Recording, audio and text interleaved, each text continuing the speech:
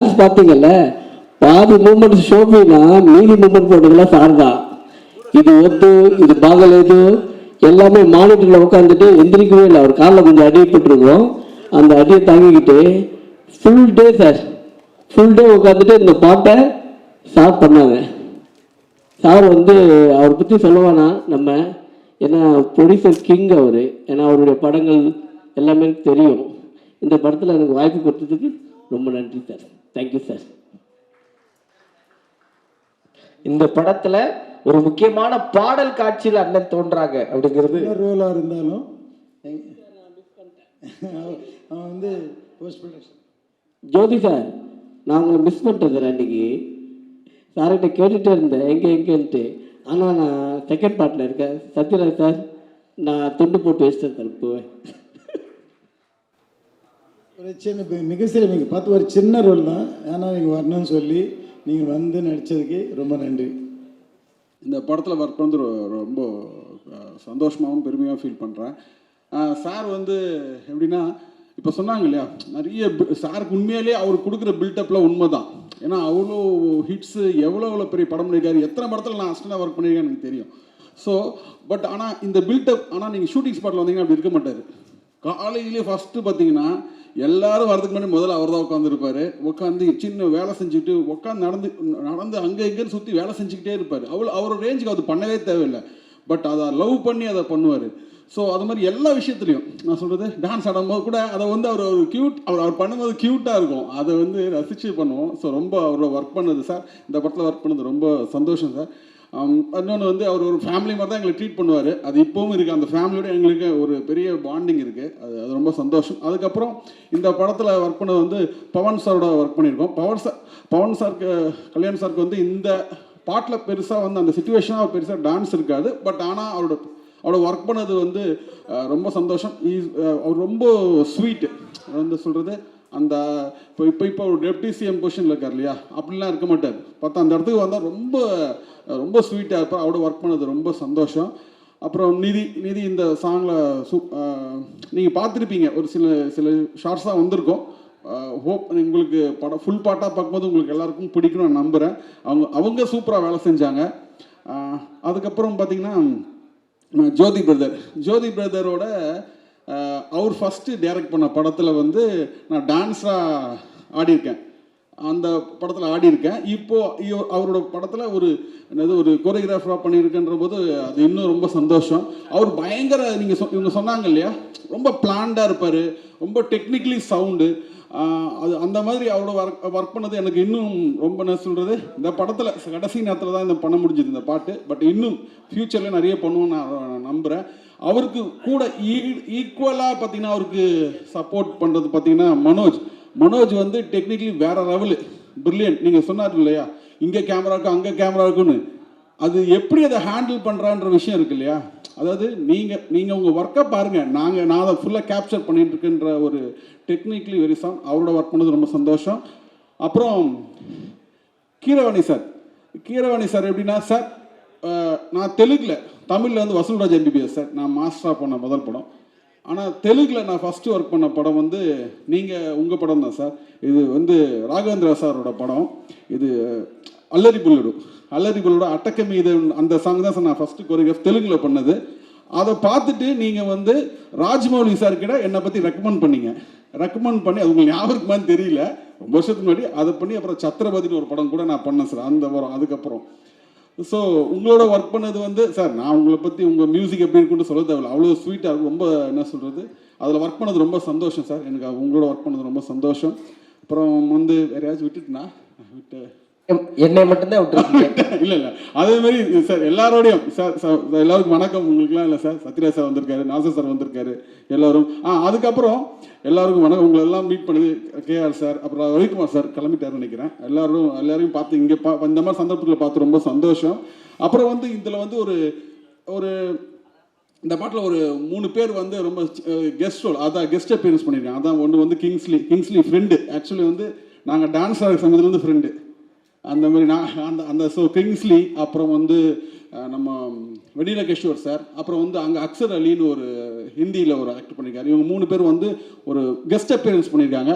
But ரொம்ப க்யூட்டாக நல்லா க்யூட்டாக இருக்கும்னு நான் நம்புகிறேன். இந்த பாட்டு உங்களுக்கு பிடிக்கும். இப்போ எங்களுக்கு என்னென்னா, இந்த படம் வந்து எப்படி இருந்தாலும் தெலுங்கில் வந்து பெரிய வரவேற்பு கிடைக்கும், அதில் எந்த டவுட்டும் அது வந்து எனக்கு பெரிய நம்பிக்கை.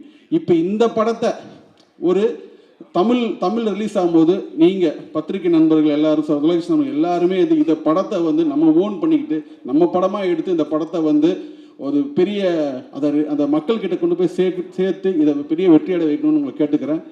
நன்றி, வணக்கம். So Ratnam sir is the most passionate person I have ever met in my life. Even I am not as passionate about him as for cinema. He's the first person to come, sir, like you said, last person to go. He's sitting on set the whole day. He's sitting in the sun. He's sitting, in so much heat, and he does not need to do these things. He's literally managing the other, actors, and he is completely 100% involved. And sir, for 5 years, you have taken this film on your shoulders, sir. So first, everybody, and more than me, for your sake, I know this film is going to be a super hit. Only for you, sir. ரொம்ப பெரிய விஷயம் சொன்னீங்க madam. அப்படியே கொஞ்சம் கொஞ்சம் தமிழ் வந்துச்சுன்னா எல்லாம் கொஞ்சம் தமிழ்ல பேசுறேன், எனக்கு தெரியும் தமிழ். அடாடா, அது பாத்தீங்களா, ரெஸ்பான்ஸ் பாத்தீங்களா? இதுக்கு தான் இப்போ ஜோதி சார் பத்தி பேசணும். From the day Jyoti sir said he came, he completely took over. I think it was very easy to shoot with you, sir.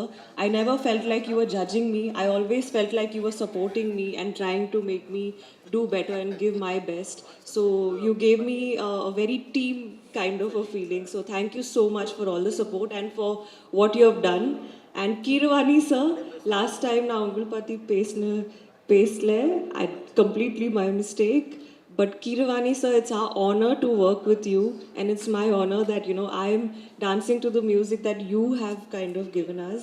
So thank you so much, and I'm sure everybody is going to be dancing to your tunes soon. Nasir sir, thank you so much for coming. Satyaraj sir, thank you, and Shobhi master, thank you for patiently choreographing the whole thing and supporting me and giving me the best and showing me all the expressions and everything. So thank you so much. And Manoj sir pati kuda pesno. I think one of the best DOPs I have ever worked with in my life is Manoj sir. He really, technically brilliant. Like sir said, he's a magician. So I really hope to work with him again. And Kingsley sir, we did a few nice shots together, sir. So it was really nice. I hope to work with you soon. And in the padam, actually, enakku oru romba emotional journey irukku. I've literally grown up with this film, I feel, in the last 5 years. So I'm grateful. I'm so grateful that I got a chance to be in this film. And enakku story mele, enakku direction mele, padam mele romba trust irukku. That when the film comes, 100% everybody is going to like it, because every single person in this film has worked very hard. So please support us, and I hope you all like the film. ரொம்ப ரொம்ப நன்றி madam. படத்தில் 5 இடத்துல பாட்டு வர மாதிரி அங்கங்கே தமிழ் போட்டு அழகாக பேசுனீங்க. எங்களுக்கு என்ன கூடுதல் மகிழ்ச்சினா, தமிழ்நாட்டு டெப்டி சிஎம் கூடயும் நீங்கள் படம் பண்ணியிருக்கீங்க, ஆந்திர பிரதேசுடைய டெப்டி சிஎம் கூடயும் படம் பண்ணியிருக்கீங்க. எப்படி இந்த மாதிரி நீங்கள் சூஸ் பண்ணுறீங்க? Actually, நான் choose பண்ணல, அவர் தான் choose பண்ணிட்டான் எனக்கு. No, but so if anybody wants to be the next deputy CM, they should cast me. I'm just kidding. It's years of hard work, it's years of effort, a lot of planning and a lot of perseverance that it takes to be in that position. So happy, and most importantly, Pawan Kalyan sir, I always say in Telugu, ee adrushtam naaku dorkindi, and I'll always remember that. Pan India deputy CM ஹீரோயினுக்கு எங்களுடைய அன்பு நிறைந்த வாழ்த்துகள். ரொம்ப ரொம்ப நன்றி ma'am. Thank you so much. Love you too. ஒரு விஷயம் சொல்கிறேன். இப்போது நம்ம நாட்டு பாட்டை ஒரு கண்ட்ரியோட பிரசிடெண்ட் இன்னொரு கண்ட்ரியோட president, somebody like Russian president and American president, அவங்க ஸ்டெப்பு போட்டால் எப்படி இருக்குன்னு நாங்கள் நினச்சி பார்த்தா அதெல்லாம் நடக்காத காரியம். அந்த நடக்காத காரியத்துக்கு நாங்கள் ஆர்டிஃபிஷியல் இன்டெலிஜென்ஸ் யூஸ் பண்ணி அதில் வீடியோ தயார் பண்ணி ரசிக்கிறோம். இது நான் எதுக்கு சொல்கிறேன்னா, எனக்கு ஒரு ஆசை இருக்குது. 2 பேர் இருக்கார். அவர் ரொம்ப கோவத்தில் கத்திட்டு ரொம்ப ஆக்கிரகமாக பார்த்தா எப்படி இருக்கும்னு பார்க்குறதுக்கு எனக்கு ஆசையாக இருக்குது. பட் அது நடக்காத காரியம். அதுக்கு தான் நான் ஏஐ ரிசார்ட் பண்ணணும். அவர் தான் ஒருத்தர் வந்து நம்ம சித்ரா மேடம் சிங்கர், இன்னொருத்தர் வந்து ஏஎம் ரத்னம் சார். ஏன்னா அவர் கோபமாக பார்க்குறது நான் இது வரைக்கும் பார்க்கல. அவர் கோபமே வராது. அவர் வந்தாலும் அவர் காமிக்க மாட்டாங்க. ரொம்ப சாந்தமூர்த்தியாக இருப்பார் அவர். A M Rathnam is the hero of the movie. அவருக்கு தான் நான் சக்ஸஸ் வரணும்னு ஆண்டவனை வேடிக்கிறேன். Rathnam garu, all the best sir. This movie is going to be a hit and I will be the most happy person for you.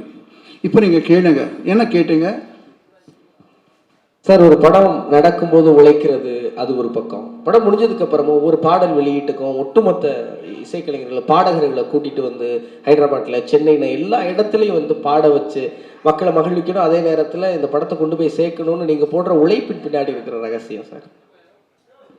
ரகசியம் ஒன்றும் இல்லைங்க. நம்ம பாடல்கள் எல்லாம் இன்னும் நல்ல பேர் சம்பாதிக்கணும்னு அப்படி ஒரு ஆசையோடு இருக்காங்க. அவர் இப்போ என்ன சொன்னாலும் கேட்பாங்க.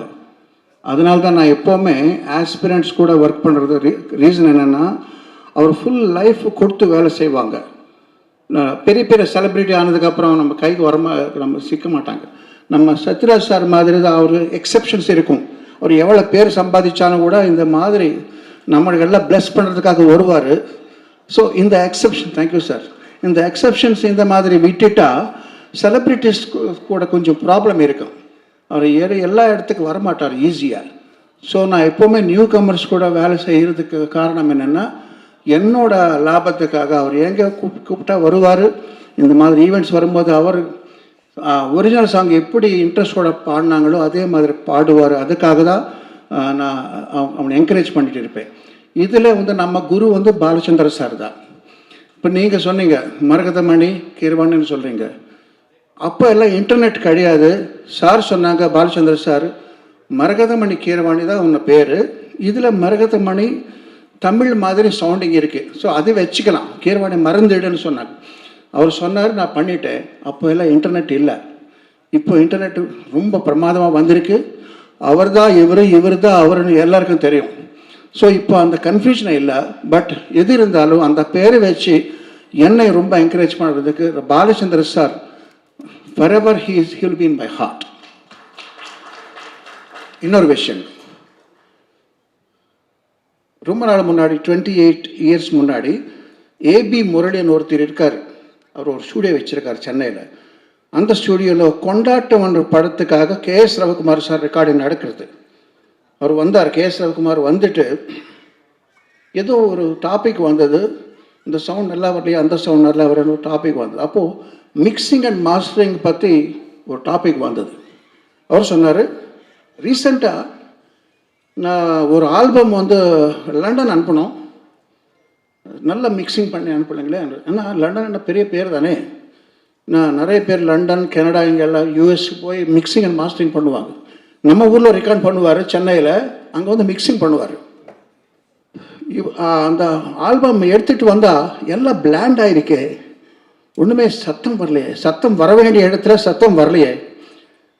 அவர் சொன்னார், 5 ஸ்டார் ஹோட்டலில் எது சாப்பிட்டாலும் ஒரு மாதிரி இருக்கும், பிளாண்ட் ஆகிருக்கும். ஏன்னா அங்கே ஃபாரினர்ஸ் வருவார், அவங்களுக்கு ஏற்ற மாதிரி தான் அவர் பண்ணுவார். அதில் நம்ம ஸ்ட்ரீட் ஃபுட்டு பாருங்கள், எவ்வளோ உப்பு காரம் நல்லா இருக்கும், அந்த மாதிரி தான் வேணும். அப்போ அவர் நம்ம கல்சோ மேலே வந்து இப்படி காமிச்சார். எக்ஸாம்பிள், நீங்கள் ஒரு பீட் கொடுக்குறீங்க, டிக்கு டிக்கு சக் டிக்கு டிக்கு டிக்கு சக் டிக்கு டிக்கு டிக்கு சா, அப்படி ஒரு பீட் வரணும். அது அவங்க எல்லாம் ஃப்ளாட் பண்ணிவிட்டு அங்கே ரெட் பல்ப் எரியுது, அது அப்படி டெக்னிக்கலாக பண்ணக்கூடாது. இங்கே வந்து வெடிக்குது, இங்கே ஸ்பீக்கர் போயிடும், அப்படியெல்லாம் நினச்சி அவர் ஃப்ளாட் பண்ணிடுறாரு. அப்படி பண்ணக்கூடாது சொல்லி அவர் கன்சோல் மேலே கை வச்சு காமிச்சார் ரவிக்குமார். டிக்கு டிக்கு சக்கு டிக்கு டிக்கு சா இப்படி பண்ணுறாரு. இந்த ஃபேடர் வந்து மேலே தூக்குறாரு, அது உடஞ்சி போயிடுமோன்னு பயம் வருது. பட் அப்படி பண்ணாதான் நமக்கெல்லாம் நம்ம எஃபெக்டே வரும்னு சொல்கிறாரு. ஸோ அந்த எஃபெக்ட்டு இந்த படத்தில் நான் கொடுத்துருக்கேன். ஏன்னா இவர் பவர் ஸ்டார் பவன் கல்யாண் சொல்லுவார், அந்த பவர் வெளியில் வரணும்னா அந்த மாதிரி ಮಿಕ್ಸಿಂಗ್ பண்ணாதா ನಮಗೆಲ್ಲ ಟೆಕ್ನಿಕಾಲಿಟಿ பார்க்கக்கூடாது அதெல்லாம் வேறு விஷயம். நமக்கு இங்கே பவர் தான் வேணும், ஓன்லி பவர், அந்த எஃபெக்ட் தான் வேணும். அந்த எண்ணத்தோடு நான் ஒர்க் பண்ண படம் இது. முக்கியமான விஷயம் என்னென்னா, நான் நல்லா பண்ணேன்னு சொல்கிறார். நல்லா பண்ணுறது ஒரு விஷயம், நல்லா பண்ண விடுறது ஒரு விஷயம். ஸோ அதுதான் டைரக்டர். ஒரு கை நல்லா பண்ணுறது, நல்லா பண்ண விடுறது இன்னொரு கை, ரெண்டு கை சேர்த்தா தான் கைத்தட்டல் வரும், சத்தமே வரும். Jyothi, thank you for allow me to do whatever I wanted to do. So இந்த படம் நல்லா சக்ஸஸ் ஆகி நம்ம ரத்னம் சாருக்கு நல்ல பேர், நம்ம பணம் கூட எடுத்துகிட்டு வரணும்னு நான் ஆசைப்பட்றேன். எல்லாருக்கும் வணக்கம், நன்றி. Thank you sir. இந்த படத்தை ஆர்ஆர் பண்ணி ஆல்மோஸ்ட் கம்ப்ளீட் பண்ணியிருக்காரு. சார் தான் முழுசாக பார்த்துருக்காரு. கண்டிப்பாக சக்ஸஸ் ஆகும் சார் சொல்லும்போது நாங்களும் ஃபுல்லாக பார்க்கல, சார் தான் பார்த்துருக்காரு. அப்போது அன்றைக்கி கல்யாண் சார்கிட்ட சொன்னார் அவர். ஸோ இப்போ எல்லோரும் முன்னாடி சொல்லிட்டீங்க. Thank you very much. தேங்க்யூ. ஒரு 1 year பேக் ரொம்ப மனசில் நினச்சிட்டு இருந்தேன். ஆக்சுவலாக ஆக்சிஜன் ஒரு தெலுங்கு படம் கோபிச்சந்த் வச்சு டைரக்ட் பண்ணேன் தெலுங்கில் போய். அதுக்கப்புறம் இன்னொரு படம். ஸோ ஒரு 4 yearsஆக நான் ஆந்திராவில் இருந்தேன், தமிழில் இல்லை. அதே மாதிரி தெலுங்கு படம் இந்த படம் ஆரம்பித்த அப்புறம் 4-5 yearsஆக தமிழ்லேயும் படம் பண்ணல. சின்ன மனசில் ஒரு வருத்தம், என்னடா தமிழில் நம்ம படம் சூர்யா மூவிஸ் படம் எதுவுமே தமிழில் வரவே இல்லையே, ரொம்ப நாளாச்சு, திருப்பி எப்போ தமிழில் வந்து படம் பண்ணுவோம், எப்போ வந்து ஒரு சின்ன உள்ளுக்குள்ள ஒரு வெயிட்டிங்கில் இருந்தேன். அதே மாதிரி தமிழில் திருப்பி டைரக்டர் பண்ண ஒரு வாய்ப்பு கிடைக்குமா அப்படின்னு ஒரு மனசில் ஒரு ஃபீலிங் இருந்தது. பட் நான் ரியலைஸ் பண்ணல, நான் ஒரு பேன் இண்டியா படம் பண்ணிகிட்டு இருக்கேன். இந்த படம் வந்து மூலியமாக தமிழில் வந்து நம்ம தமிழ் மீடியா, நம்ம ப்ரெஸ் மீடியாவை, நம்ம ஃப்ரெண்ட்ஸ் எல்லாரையும் திருப்பி மீட் பண்ணுவேன்னு நான் எதிர்பார்க்கவே இல்லை. உங்களெல்லாம் மீட் பண்ணது ரொம்ப சந்தோஷமாக இருக்குது சார். இங்கே இருக்க நிறைய பேர் நல்ல ஃப்ரெண்ட்ஸ், எல்லா ப்ரெஸ்லையும் எல்லாருமே திருப்பி ஒரு கிட்டத்தட்ட 3 years 4 years கழிச்சு மீட் பண்ணுறேன். I feel very happy and proud to meet everybody sir. Thank you so much. And first எங்கள் அப்பா பேசும்போது கொஞ்சம் எமோஷனாக பேசினாங்க. ஆனால் அதில் நிறைய அப்பா அவர் எவ்வளோ எமோஷன் என்னை பற்றி திங்க் பண்ணி கேர் பண்ணுறாரோ, அதே மாதிரி எங்கள் ஃபேமிலியை பற்றியோ என்னை பற்றியோ அவரோட பிளெஸ்ஸிங்ஸான்னு சொல்ல முடியாது. நிறைய இண்டஸ்ட்ரியில் நிறைய பேர் நிறைய ப்ரௌடாக ஃபீல் பண்ணி நிறைய பேசியிருக்காங்க. ஒரு சின்ன மூமெண்ட் வந்து நடுவில் நான் டைரக்ஷன் பண்ணலைங்க, டைரக்ஷன் பண்ணக்கூடாதுன்னு கிட்டத்தட்ட ஒரு 8 years கேப் எடுத்தேன். அது காரணம் வந்து ஒரு தடவை பர்சனலாக அஜித் சாரை மீட் பண்ணப்போ அவர் ஒரு வார்த்தை என்ன சொன்னார், அப்பாவுக்கு ஏஜ் ஆகிட்டே இருக்குது, அப்பாவுக்கு நீ சப்போர்ட்டாக இருக்கணும், நீ படம் ப்ரொடக்ஷன் பார்த்துக்கோ, டைரக்ஷன் பண்ணாத ப்ரொடியூஸ் பண்ணு அப்படின்னாரு, உனக்கு நல்லா வரும் அப்படின்னு. அந்த ஒரு செகண்ட் நான் எதுவுமே யோசிக்கலை. சரி, இவ்வளோ பெரிய ஸ்டாரு நம்மளை பற்றி யோசிக்கிறாரு, அப்பா பற்றி யோசிக்கிறாரு சொல்லி நான் டக்குன்னு அந்த செகண்டு டைரக்ஷன் டெலிட் பண்ணி ப்ரொடக்ஷன் ஸ்டார்ட் பண்ண வச்சேன். நான் ஒரே ஒரு வார்த்தை கேட்டேன், சார் பண்ணலாம் சார், பட் இந்த மாதிரி ப்ரொடக்ஷன் பண்ண இது பண்ண ரெகுலராக டேட்ஸ் வேணும், ஹீரோ வேணும்னாரு. ஒரே வார்த்தை சொன்னார், நான் கண்டினியூவாக படம் பண்ணுறேன்னு. ஸோ அப்படி பண்ணது தான் ஆரம்பம், என்ன எறிந்தால் வேதாளம். ஸோ அவரோட இன்டென்ஷன் என்னென்னு கிளியராக புரிஞ்சது என்னென்னா, ரத்னம் சாரோட லெகசி கண்டினியூ ஆகணும், இந்த பேனர் கண்டினியூ ஆகணும், அதுக்காக நான் டேட் தரேன் அப்படின்னு. நடுவில் ஒரு 3 years கேப் இருந்தது நாங்கள் படம் பண்ணாமல் சூர்யா மூவிஸ். அவர் தான் வந்து ரீஸ்டார்ட் பண்ணார். இந்த வாய்ப்பு எனக்கு எப்பவுமே சொல்கிறதுக்கு சந்தர்ப்பம் வரல, பட் என் மனசுக்குள்ளேயே இருந்தது. திஸ் இஸ் ஃபர்ஸ்ட் டைம் நான் இதை வெளியே ஷேர் பண்ணுறேன். திருப்பி அஜித் சாரோட ஒர்க் பண்ண வாய்ப்பு கிடைக்குமா தெரியல, பட் எனிவே ரொம்ப ரொம்ப தேங்க்ஸ் சார், நீங்கள் அவ்வளோ கேர் பண்ணி சொன்னது. அண்ட் அந்த 3 படம் சொன்ன மாதிரி பண்ணது. அதே மாதிரி அவர் ஒரு வேர்டு கொடுத்தா கீப் அப் பண்ணுவாருங்க, அதை மிஸ் பண்ணவே மாட்டார். யார் என்ன சொன்னால் அந்த டிசிஷனை மாற்றவே மாட்டார், அந்த வேர்டு தான். அதே மாதிரி திருப்பி அதே ஜர்னி முடிஞ்சு ஒரு ரிப்பீட் மோடில் வர மாதிரி ஒரு 8 years கழிச்சு நான் பவன் சாரை மீட் பண்ணப்போ பர்சனலாக பவன் சார் சொன்ன ஒரே வார்த்தை, ஜோதி எனக்கு ரத்னா சார் ரொம்ப ரொம்ப பிடிக்கும், நான் எல்லாரும் என்னோட ஃபேனாக, நான் அவருக்கு ஒரு ஃபேன், அவரோட லெகசி கண்டினியூ ஆகணும், அதுக்காக தான் இந்த வாய்ப்பு உனக்கு தரேன்னு ஒரே வார்த்தை சொன்னது. நீ என்ன பண்ணுறது தெரியாது, நீ எவ்வளோ உழைக்கிறன்னு தெரியாது, இந்த படத்தை எப்படியே ஹிட் பண்ணணும், நெக்ஸ்ட் வேர்டு, இது 2 வேர்டு தான் சார் சொன்னார். அண்ட் சிரிப்பி சேம், அவரு கொடுத்த வேர்டை ஈக்குவலாக மீட் பண்ணார். ஸோ ஒரு 2-3 லெஜெண்ட்ஸ் வந்து இவ்வளோ கேர் பண்ணது எனக்கு ரொம்ப சந்தோஷமாக இருந்தது. இது எல்லாம் வந்து எனக்கு அப்பாவோட உழைப்போட பிளெஸிங்ஸ் தான் எனக்கு கிடச்சிது. அதை நான் என்ன எடுத்துக்கணும், இது எவ்ரிடே, இது எவ்ரி செகண்ட் நினச்சிட்டே இருப்பேன் மைண்டுக்குள்ளே, நம்மளை இவ்வளோ ட்ரஸ்ட் பண்ணுறாங்க, இதுக்கு நம்ம என்னென்ன செய்யணும் இதுக்கு அப்படின்ற சொல்லி தான் ஒர்க் பண்ணிட்டு இருந்தேன். ஸோ இந்த மாதிரி ஒரு வாய்ப்பு கிடைச்சது எனக்கு ஹரிஹர வீரமலு ப்ராஜெக்ட். அண்ட் இந்த ப்ராஜெக்ட்குள்ளே நான் என்ட்ரு ஆகும்போது இதில் நிறைய காம்ப்ளிகேஷன்ஸ் இருந்தது. அண்ட் ஒரு பவன் சாரை பற்றி சொல்லணும்னா, பவன் கல்யாண் சார் வந்து it's not only actor, is ஒரு இன்டெலிஜென்ட் ஸ்மார்ட் பர்சன். சார் வந்து அவரே ஒரு டைரக்டர், பர்சனல் டைரக்டர், அவருக்கு டைம் கிடைக்கல. அவர் ஃபுல் அண்ட் ஃபுல் பாலிடிக்ஸில் இருக்கிறதுனால, சேவைகள் இருக்கிறதுனால, ஒரு டைம் கிடைக்காதனால, இந்த படத்தை அவரோட விஷன், இந்த வீரமலு படத்தை வந்து அவரோட பாயிண்ட் ஆஃப் வியூ நான் யோசிக்கும் போது, இது ஒரு பேன் இண்டியா, ஒரு இந்தியா ஃபுல்லாக ரீச் பண்ணணும்னு அவரோட எஃபர்ட் போட்டிருக்காரு.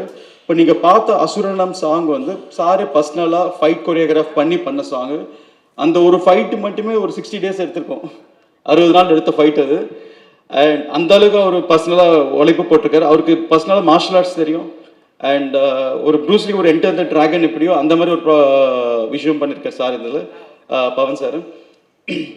ஸோ இந்த படத்துக்கு இன்னொரு இன்ஸ்பிரேஷன் எனக்கு என்னென்னா, பர்சனலாக இந்த படம் 16th century முகல் பீரியடில் நடந்த ஸ்டோரி. அண்ட் அவுரங்கசீப் பேக்ட்ராப்பில் நடந்த டைமில் நடக்கிற காலகட்டத்தில் நடக்கிற ஸ்டோரி. அண்ட் இந்த காலகட்டத்தில் அவுரங்கசீப்பாக ப்ளே பண்ணது பாபி டியோல் ரோல். இதில் பாபி டியோல் ப்ளே பண்ணுறாங்க. ஸோ ஒரு நாள் இந்த கதை எப்படி கொண்டு போகணும், இது என்ன சொல்ல வரும் அப்படின்னு எனக்கே ஒரு நல்ல தாட்ஸ் இருக்கும்போது, ஒரு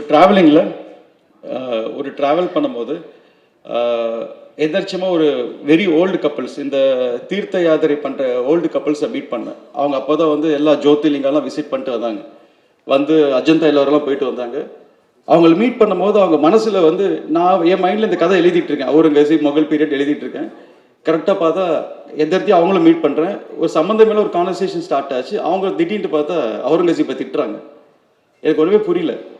நான் ஒர்க் பண்ணுறதோ அவங்க பேசுகிறதோ ஒரு கோயின்சிடன்ஸாக இருந்தது. என்னன்னு கேட்டால், நாங்கள் இப்போ தான் வந்து அஜந்தா எல்லாரும் சுற்றிட்டு வந்தோம், அங்கே இருக்கிற எல்லா ஸ்டாச்சுஸும் எல்லா ஃபேஸுமே வந்து எல்லாம் டெமாலிஷ் பண்ணிட்டாங்க, அது எங்களால் தாங்க முடியல, அவ்வளோ நம்மளோட கல்ச்சர், நம்மளோட ஹெரிட்டேஜை வந்து இப்படி டெமாலிஷ் பண்ணி இப்படி நம்மளுக்கு தெரியாத மாதிரி பண்ணணும்னு நினைக்கிறாங்கன்னு. அந்த ஒரு பாயிண்ட் தாங்க எனக்கு ஸ்பார்க், இந்த படத்தோட ஸ்பார்க். ஸோ இந்த ஹரிஹர வீரமலு படத்தில் பவன் சார் போர்ட்ரேட் பண்ணுற கேரக்டரே வந்து நம்மளோட ஹெரிட்டேஜ், நம்மளோட சம்பிரதாயம், நம்மளோட கல்ச்சர், நம்மளோட கோவில்கள், நம்மளோட ஜென்ரேஷனாக 1000 இயர்ஸை வந்த நம்ம ஜென்ரேஷனை வந்து டெஸ்ட்ராய் ஆகக்கூடாது, அதை அடுத்த ஜென்ரேஷன் கொண்டு போய் சேர்க்கணுன்ற ஒரு இதுக்காக ஃபைட் பண்ணுறதா பவன் சாரோட கேரக்டர் ஹரிஹர வீரமல்லு. ஸோ இந்த சப்ஜெக்ட் நான் எழுதுனது தனியாக ஒரு 1 year 2 பேக் எழுதி வச்சு அது ஒர்க் போயிட்டே இருக்குது. கோயின்சிடன்ஸாக honourable deputy chief minister Pawan sir வந்து ஆந்திராவில் அங்கே இருக்கிற திருப்பதி சம்பவத்துக்காக அவரு போய் சனாதன தர்மியக்காக போய் பேச வேண்டிய சூழ்நிலை வந்தது. ஸோ இன் அண்ட் அவுட் இது ஒரு கோயின்சிடன்ஸ் ஆகி இந்த படம் வந்து ஒரு சனாதன ஒரு தர்மத்துக்காக சண்டை மாதிரி ஒரு படம் அமைஞ்சிருக்கு எனக்கு. It's all destiny. அண்ட் இந்த படம் பார்க்கும்போது உங்களுக்கு ஒவ்வொருத்தருக்கும் புரியும் நம்ம கல்ச்சர் எவ்வளோ இம்பார்ட்டன்ட், நம்மளோட பாரம்பரியம் எவ்வளோ இம்பார்ட்டன்ட், அதை வந்து அடுத்த ஜென்ரேஷனுக்கு நம்ம என்ன சொல்ல வரோம் அப்படின்றதுக்கு ரொம்ப இம்பார்ட்டன்ட். அதுக்காக ஃபைட் பண்ணுற ஒரு ஹீரோ தான் பவன் கல்யாண் சார். இதில் அவரை பற்றி சொல்லிட்டே போகலாம். ஒரு இன்சிடென்ட் என்னென்னா, நாங்கள் விஜயவாடாவில் ஷூட் பண்ணிகிட்ருக்கோம். பண்ணும்போது சார் இப்போ வந்து ஆக்சுவலாக டெப்டி சிஎம் ஆகிட்டாங்க. ஸோ அவரோட டைம் கிடைக்கிறது கொஞ்சம் இது, பிகாஸ் அவரோட மார்னிங்லேருந்து ஈவினிங் வரைக்கும் அவரோட அந்த இதில் இருக்கும்போது எங்களுக்காக ஒரு 400 people அங்கே குரு வந்து வெயிட் பண்ணுறோன்னு எங்களுக்காக வந்து ஒர்க் பண்ணிட்டு போவாங்க. ஒரு நாள் எங்ககிட்ட வந்து பர்சனலாக ஒரே ஒரு வார்த்தை கேட்டார் சார். ஃபஸ்ட்டு வந்து சாரினார். நான் எனக்கு புரியல, அவ்வளோ பேர் சார் எதுக்கு சாரி சொல்கிறார் அப்படின்னு. இல்லை, எனக்கு இந்த மாதிரி வைசாக்கில் ஒரு இடத்துல வந்து ஒரு 7 பேர் வந்து ஒரு ஃபுட் பாய்சன் ஆகி சாகிற நிலைமையில் இருக்காங்க, நான் கொஞ்சம் அர்ஜென்ட்டாக போகணும், இன்னைக்கு போகலாமா அப்படின்னு வார்த்தை கேட்டார். எனக்கு ஷாக். அவர் சொல்லக்கூட தேவையில்லை, இட்ஸ் இம்பார்ட்டன்ட் இன்சிடென்ட்டு. ஸோ இங்கே வந்து நாங்கள் வெயிட்டிங்கில் இருக்கோம், இங்கே நடிச்சுக்கிட்டு எங்களையும் சாட்டிஸ்ஃபை பண்ணி, அதே மாதிரி அங்கே மக்களுக்கு ஒரு ப்ராப்ளம்னா அவர் அங்கேருந்து உடனே கிளம்பி அங்கே போய் அதையும் பார்த்துட்டு திருப்பி மறுநாள் திருப்பி ஷூட்டிங் வந்து 4 o'clock எழுந்திரிச்சு நைட் 11 o'clock தூங்குற வரைக்கும் ஒரு 24 hours வந்து மக்கள் பீப்புள் இதுதான் சார் மைண்டில் ரன் ஆகிட்டே இருக்குது. அவர் கூட க்ளோஸாக இருந்து பார்க்க போது எனக்கு தெரிஞ்சது அதுதான். அதே மாதிரி அவரை ஒருத்தர் மீட் பண்ணால் அவங்களோட ப்ராப்ளத்தை அவர் ப்ராப்ளமாக எடுத்து அதையே ஃபீல் பண்ணி இது இவங்களுக்கு எப்படி நல்லது செய்யலாம் அப்படின்ற யோசிக்கிற ஒரு நண்பர் பவன் கல்யாண் சார். அண்ட் அவர் கூட ஒர்க் பண்ணது, தேங்க்ஸ், மீட் பண்ணதுக்கோ ஒர்க் பண்ணதுக்கோ I am very proud and very happy. And தொடர்ந்து பார்ட் 2 கூட ஒர்க் பண்ணுவோம். அண்ட் படத்தை பற்றி பேசணுன்னா டெக்னிக்கலாக இட்ஸ் ஹை ஸ்டாண்டர்ட் படங்க இந்த படம். எனக்கு பேசிக்கலாக எனக்கு 18 ஃபஸ்ட்டு படம். அப்போ எனக்கு 20 years நான் அந்த படம் டைரக்ட் பண்ணும்போது அந்த படத்துலேயும் கிட்டத்தட்ட ஒரு 1 hour 15 minutes சிஜி இருக்கும், நிறைய 3D எலிமெண்ட்ஸ் இருக்கும், கிராஃபிக்ஸ் இருக்கும். ஸோ இது பீரியடுன்னு தொடும் போது எப்படி இவ்வளோ ஹை ஸ்டாண்டர்ட் படத்தை நான் எடுக்கணும், எனக்கு இதுக்கு ஈக்குவலாக ஒரு கேமராமேன் வேணும்னு நான் யோசிச்சுட்டே இருந்தேன். எங்கேருந்து கரெக்டாக கோயின்சிடன்ஸாக மனோஜ் பரமசா ஃபேமிலி ஃப்ரெண்ட் அவரை மீட் பண்ணி அவர் மூலிமா எனக்கு நான் எவ்வளோ ஹை டெக்னிக்கலோ அவரும் ஒரு ஹை டெக்னிக்கலான இது. ஸோ 2 பேர் சேர்ந்து ஒவ்வொரு ஷாட்டுமே ஒரு 5 cameras அண்ட் இந்தியாவில் இருக்க எல்லா டெக்னாலஜி யூஸ் பண்ணிட்டேன். இந்தியாவில் பார்த்தாலும் ஃபாரினில் இருக்க எல்லா டெக்னாலஜி யூஸ் பண்ணி இந்த படத்துக்கு கிட்டத்தட்ட ஒரு 1000 animators ஒர்க் பண்ணுறாங்க. 1000 பேர் ஒர்க் பண்ணிட்டுருக்காங்க டே நைட் இந்த படத்துக்காக. ஸோ வேர்ல்டு வைட் இருக்க எல்லா கிராஃபிக்ஸ் கம்பெனியும் ஹையர் பண்ணியிருக்கோம். ஸோ இது ஆன் ஸ்க்ரீன் பார்க்கும்போது இந்தியன் ஸ்க்ரீனில் எப்போவுமே ரத்னம் சார் படம்னா நம்ம தெரியும், அந்த டைமில் அந்த காலகட்டத்தில் ஒரு பெரிய ஸ்டாண்டர்டான படமாக இருக்கும். இது ஸ்டாண்ட் அவுட் படமாக இருக்கும். எதுக்கு இதுக்கு 3-4 இயர்ஸ் லேட் ஆச்சு அப்படின்றத அதுக்கு பூர்த்தி செய்கிற ஒரு படமாக இருக்கும்.